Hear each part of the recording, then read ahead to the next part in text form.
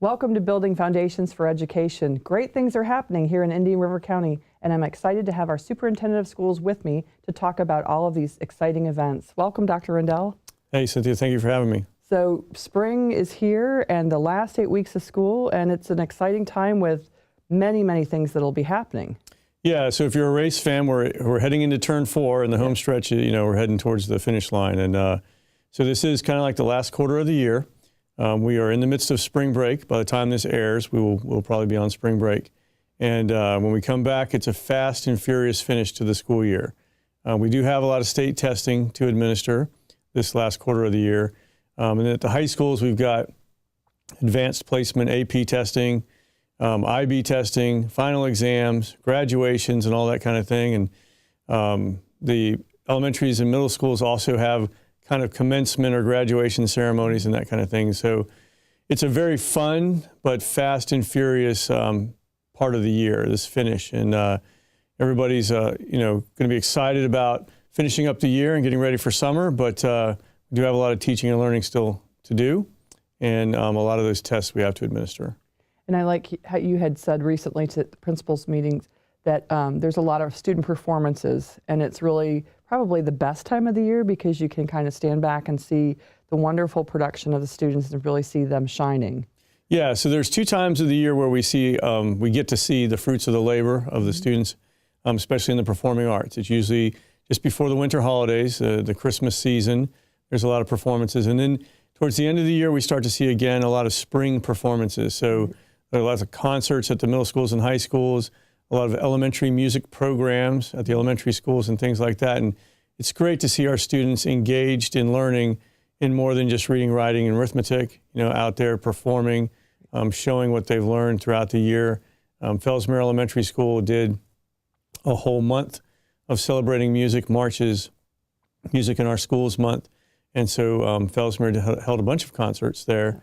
Sarah DePardo's doing a great job as the music teacher there. And so that's going on at all of our schools. You'll hear about all kinds of invitations to performances and things like that. And I would encourage the community to take part in those. We just finished up the Red, White, and Blue concert series at Vero Beach High School. It's a very well-known and well-regarded performance, and it met expectations again this year. And again, all those performances are coming up throughout the rest of the year. And the great thing is our viewers can watch those here on this channel because they've all been recorded. Yep, if you scroll through this channel different times during the day, you'll see recordings of a lot of our different performances. So I know you've been part of an exciting initiative to be leading leaders at the district being in the classroom. And yesterday you were at Beachland Elementary School, and I'm in awe of our elementary teachers, and I think you are as well, having been in that role. I definitely have a new appreciation for our elementary school teachers, especially the primary grades teachers. We are doing a thing called Classroom Connection. Mm-hmm. What we're asking all of our district level leadership staff who have a teaching certificate, so those of us that now work at the district level that at some time in our career we're a classroom teacher, we're going out and we're spending a day co-teaching with a classroom teacher. So earlier this month, I spent a day teaching 7th grade civics with Dan Dupuy at Storm Grove Middle School. I was a political science major in college and taught American history and U.S. government at the high school level. So teaching the 7th grade civics was not that much of a stretch for me. Right. However, yesterday, I was in the 2nd grade classroom at Beachland Elementary. Krista Kingston and her kids were gracious enough to have me there, and it was quite an eye-opening experience for me. Several of the other district level staff who have participated in Classroom Connection so far have remarked that they now remember what it was like to be in the classroom and the tremendous effort that it takes to teach for a full day. And I have a new respect for the elementary and primary grades teachers. There's often a lot of debate between middle school and high school teachers and elementary teachers about who has the tougher job. Right. The middle school and high school teachers sometimes say, oh, well, I have 5 or 6 or 7 classes and I teach, 125 or 150 different kids, and I might have 2 different subjects to prepare for, and that kind of, or 2 different lesson plans. And that is challenging. It is true. It is challenging. That's a full day. It was a full day with Mr. Dupuy at Storm Grove. But the elementary school teacher might only have 18 kids or 22 kids, but they're teaching all subjects.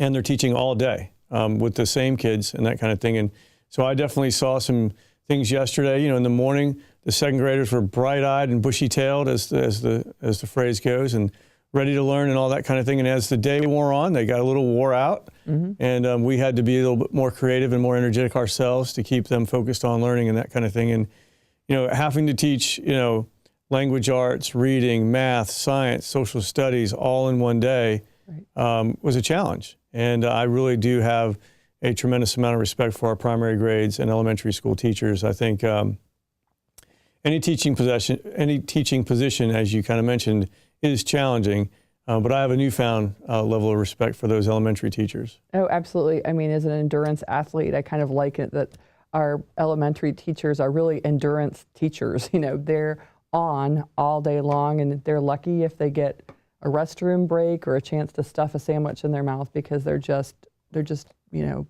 full throttle the whole day with kids. They are. They get a small break when the kids will go out to an elective, a special like PE or art.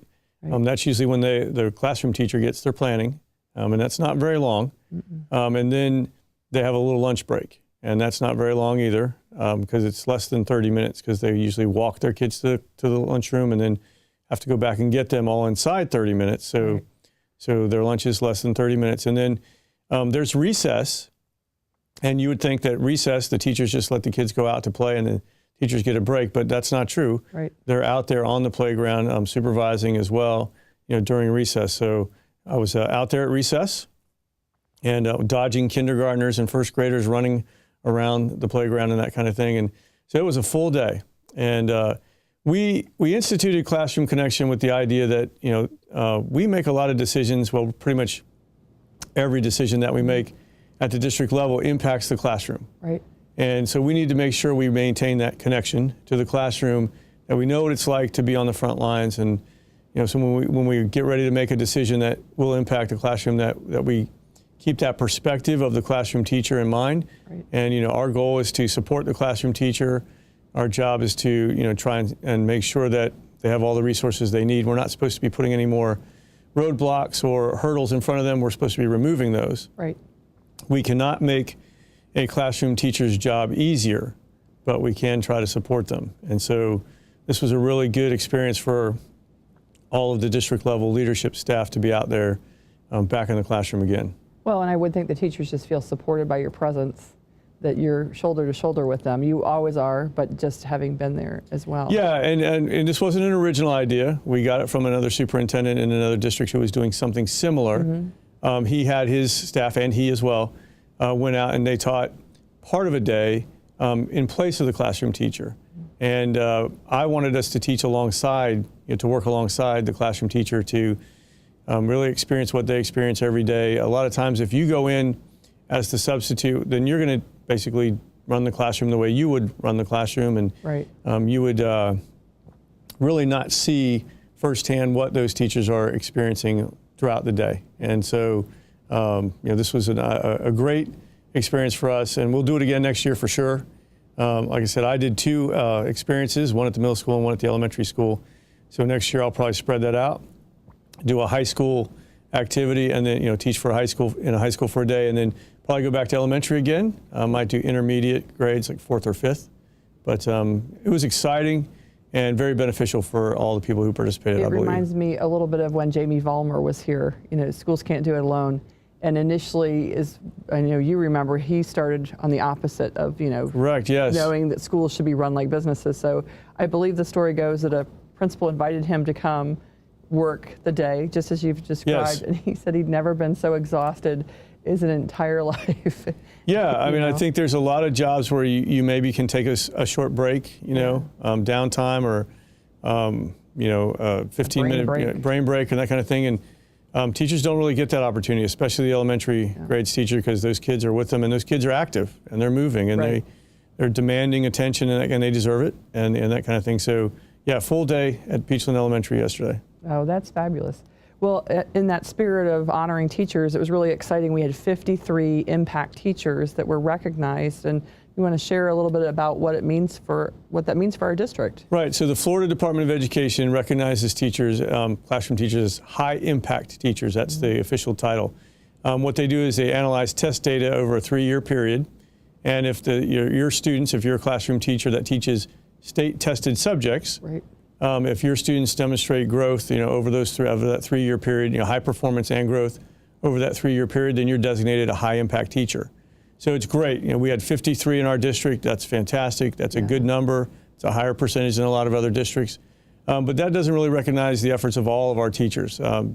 Again, to be designated a high-impact teacher, you have to be teaching a state-tested subject, so they can use the state test results to determine that, and you have to have been doing it for 3 years so they can analyze your data.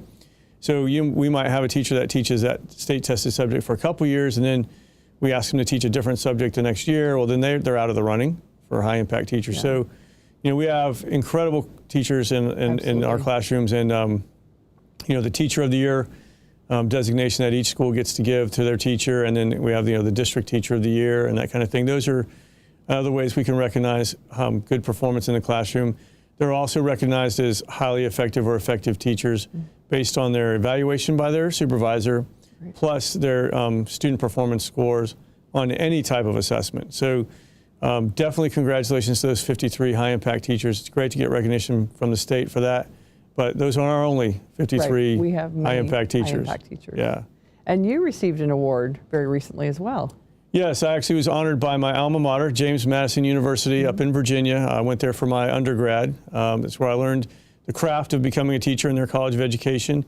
And I was just awarded what was called the Ronald E. Carrier Distinguished Alumni Award. And Ronald Carrier was the president of the university when I was there, Dr. Carrier. And so it was quite an honor to be awarded this special recognition by the university and the alumni office there.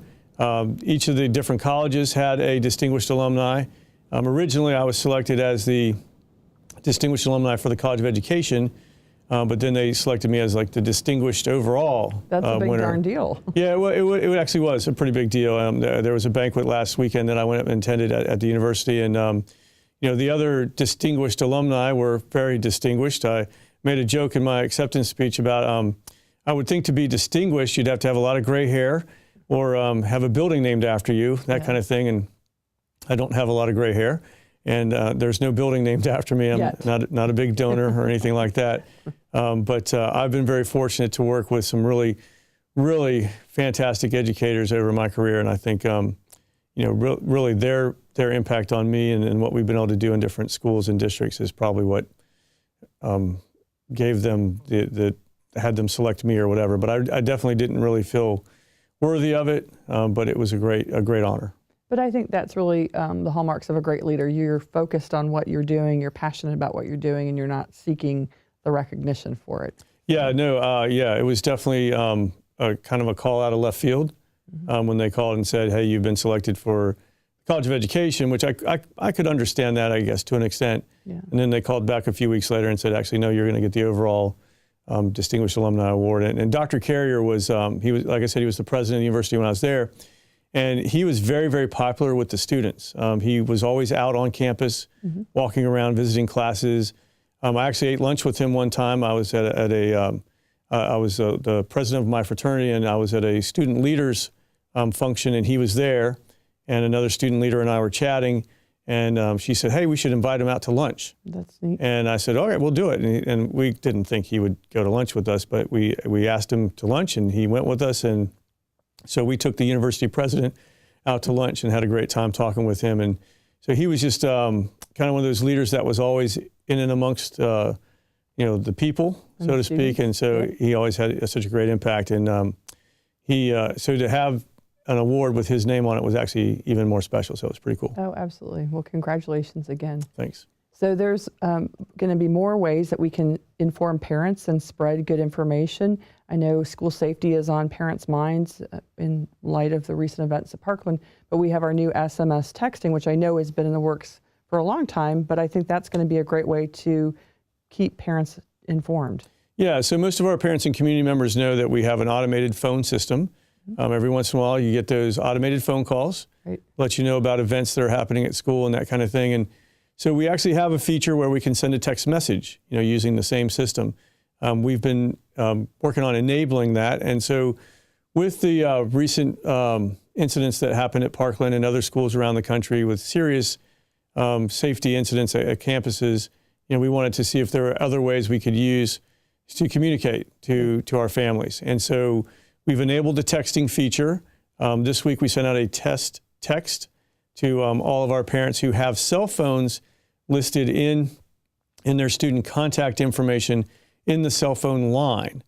So that's a key point, I think. Right. So what we're doing is trying to make sure everybody knows that we have this text feature, and we'd like to use this text feature, in other words, to send parents texts about emergency events. We don't want to use the text feature to tell them about, a weekend event or, right. Don't forget it's the SAC meeting is tomorrow night or something like that. No, we will only use the text feature for emergencies if there's a serious incident at a school or something like that. But we have to have those cellular phone numbers in the student contact information in the cell phone line. Right. So we did a test text earlier this week. And so if a parent didn't get a text message this past Tuesday, the 20th of March, if you didn't get a text message from us, that means we don't have your cell phone number listed in the cell phone bar or field in your student contact information. So please call your school and get that added as soon as possible. We'll send out another text message here in the next week or so.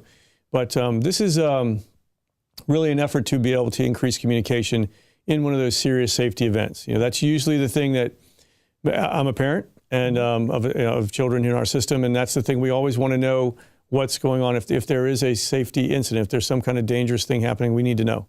Absolutely. And we want to be able to share that information with parents so that can ease their minds, calm their fears and that kind of thing. And so we think the text feature will be a great way to do that. So if you're a parent and you're watching the show and you didn't get a text on March 20th, please contact your school and make sure that you have the right cellular phone information in the right fields so that we can do that. That sounds great. And more great information for parents. We have summer programs coming up. I know there's the coding program that's going to be available to high school students, a wide variety of summer enrichment programs, and step into kindergarten. So lots happening. Yeah, a lot of stuff going on over the summer, a lot of learning going on over the summer. We don't just shut down for the summer. We have a lot of stuff going on, starting with the early ones, with the pre-K programs and step into K, so an extended pre-K for a select group of students to get them ready for kindergarten. That's all funded by donations from the community. Mm-hmm. We also have a third grade summer school for kids who maybe didn't pass the state test in third grade, so we have that. And the middle schools and high schools have summer school for students who need to make up credits to be promoted to the next grade or graduate. We have extended school year for ESE students, for our students with disabilities who need to be in school over the summer. So we have that. And then the really exciting thing is the coding camp that we're hosting with Indian River State College. It's a 4-week? I think it's 4 weeks. 4-week coding camp. Yeah, it's 4-week coding camp where the students will come in and actually learn how to code. It's real computer code. Industry experts will be coming in and teaching these kids the latest programming languages, and they'll earn a certificate where they can be employed as a computer programmer. And so that's going to be at IRSC for 24 of our high school juniors and seniors. So that's very exciting that we're going to have that program this summer. And I think we hope that eventually maybe we can expand that into the schools in the full-time school year. But yeah, so again, this is not an original idea. Broward County did it last summer, and the summer coding camp was so successful, they've then rolled that into their regular curriculum in a computer programming class that they now offer during the year. So we're going to do the same thing. We're going to see how it is this summer. If it's successful and the kids benefit, then it's something we'll probably roll into our regular curriculum. That's awesome. So I know another important thing that's going to be happening soon is parent surveys, school climate surveys, and I know the ESE survey is open right now. Yeah, so that's something that we really do value, customer feedback. We view the students and families as our customers. So about this time of the year, we usually open up some surveys. Right now, the parent climate survey is available online. If you log into your Focus account, there's a reminder there that there's a parent survey that you can fill out. So it's about 20 questions or so. It takes a few minutes to do, but we really want the parent feedback. We want to know how the parents feel that we're, educating their children and that kind of thing, and what we can, if there's areas where you can make suggestions on what we can do better, and you get to grade our schools and grade our district. And we actually use that information on what we call the school report card. So each school gets a report card from the district, and it has the parent letter grade. In the school district, we have a report card, and it has the parent letter grade. So really encourage the parents, if you haven't logged into your Focus account, please log into your Focus account. And that's your student information system. Focus is a way for you to actually check your students' grades, that kind of thing. So if you don't know what Focus is, please contact your son or daughter's school, get logged into Focus, and then hopefully you can take the parent survey. We also will have the students complete surveys later on this spring, and we have staff complete surveys. And this is a great way for us to kind of gauge how we're doing delivering education to our students. From the staff survey, we get an idea of how the staff feels that we're doing as employer and that kind of thing. So these surveys are pretty important, and we do analyze the feedback over the summer and use it to make changes. Well, and I think also what's important to the community members or parents who may have who will be entering the system with their children, this information is available on the school district website. So it's a great way for them to sort of get a snapshot of each of our schools, right? Yeah, there's a bunch of information on our website about our schools and how they perform. Each school has a report card. There's a report card tab. If you go on the main webpage, you'll see there's a school report card tab. And we actually have report cards for our schools for the last 3 years. And so the report card has student achievement data, but it also has student attendance data, student discipline data, parent climate survey feedback data, so the grade from the parents. And also we select 5 questions that we show the results for on the report card. And then there's also teacher attendance data, so we can see, if teachers are coming to work on a regular basis at that school. It's kind of a measure of climate, the workplace kind of thing.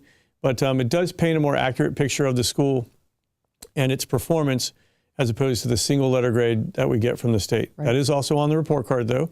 In fact, it's the very first item on the report card, so we still value the grade that the DOE, the Department of Education, issues each school. But we also have other ways to measure our school's performance. Parent and student survey data is also available on the website as well. Absolutely. I just feel like it gives a more balanced perspective is what I tell parents, because our traditional schools don't get to pick who comes to them, where a magnet or a charter gets to select. And kudos to the success of those schools, but I also feel like it's important for people to have that balanced perspective with that information that's provided there. Yeah, absolutely. We want to be as transparent as possible, share as much information as possible about our schools and how they're doing. If a parent, a prospective parent, or somebody moving here wants to know about an individual school, the thing I suggest they do is contact the school and set up a tour. Yes, that's what the best thing to do is to visit the school, and you'll see firsthand. You'll go in and you'll actually see all the great things that are going on in our schools. Teachers, doing a fantastic job, and the kids working hard and that kind of thing. And usually you come away very impressed with what you see. Absolutely. So as we begin to wrap up, one of the things I had mentioned is I know the school district is probably always looking for great substitute teachers. And in Indian River County, we have so many wonderful retirees, retired teachers, retired business leaders. So I would think the district is looking for these candidates to be wonderful substitute teachers. Yeah, absolutely. We have plenty of great, fantastic substitutes already in the pool, but we could always use more. There are times where we're not able to fill every teacher vacancy. So we would love to have anybody a retired educator maybe from up north who's relocated to Vero Beach to enjoy our weather and our community, to become a substitute. You can substitute whenever you want, and that kind of, you can say yes or no on a certain day and that kind of thing. Great setup. It's a great setup. And we do offer some training for our substitutes when they get first get hired now, to make sure they know kind of our routines and procedures, how we do things and that kind of thing. But being a substitute teacher can be a pretty rewarding experience. And, I encourage anybody who has, the time and inclination to maybe become a substitute teacher to contact the district office or a school, and we can get you set up as a substitute pretty quickly. And in the spring, it's definitely a time where we need a lot of substitutes, because when we're administering state testing, and sometimes we have to pull classroom teachers to assist with that. Also, we have a lot of field experiences or field trips in the spring. Yes. So we have a lot of needs for substitutes in the spring. Well, and I think it's a chance for these folks to become rock stars. I know through my son's journey, like the favorite substitute was the most popular person in the school. All the teachers would seek that person. So it's really a chance to really be a hero in education. Of course, our teachers are first and foremost our heroes, but I would think it's a great opportunity for those who are interested. Yeah, it is a really great way to be connected with kids, to be a substitute teacher. Again, it's kind of on your own schedule. You can pick which days you want to come in and work and not. So for a retiree, it's a really, really good opportunity to stay connected, especially a former educator. So yeah, we would encourage anybody who has, the time and inclination to serve as a substitute teacher to come join us. So as we wrap up, we've covered a lot of information from honoring teachers to surveys to summer school to our new text program. Is there anything else you want to cover or remind parents as we begin to wrap up the year? I do want to take the opportunity to thank our local law enforcement agencies. School safety has been a hot topic for several weeks now, and our Sheriff's Department, Vero Beach Police Department, Sebastian Police Department, and Fellsmere Police Department, all of those agencies have really stepped up to make sure that they're doing everything they can to ensure that our schools are safe. We now have a school resource officer at every single one of our school campuses, all our elementary schools, even the Wabasso School and our Technical Center for Career and Adult Education. They all have a full-time resource officer on campus. So that's a law enforcement officer on campus all day for the remainder of the year and for next year. And all those agencies work together to make that happen. Vero Beach Police, Sebastian Police, Fellsmere, and the Sheriff's Department. So I definitely want to thank them for their support. And know that that's just another measure that we're using to ensure that our campuses are safe. Absolutely. Thank you for doing that. Thank you for your leadership, and thank you to law enforcement. We can't have a safe community without them. Yeah, we definitely, sometimes those unsung heroes, first responders and law enforcement especially. Well, thank you so much, Dr. Rendell. It's been a pleasure, and I hope we can see you again soon as we get to that final turn, that final stretch, which is not far away. Yeah, we'll probably be back one more time right before the graduation season, so we can talk about all those special nights. So thank you so much. Thanks for being with us. We hope you tune in again soon.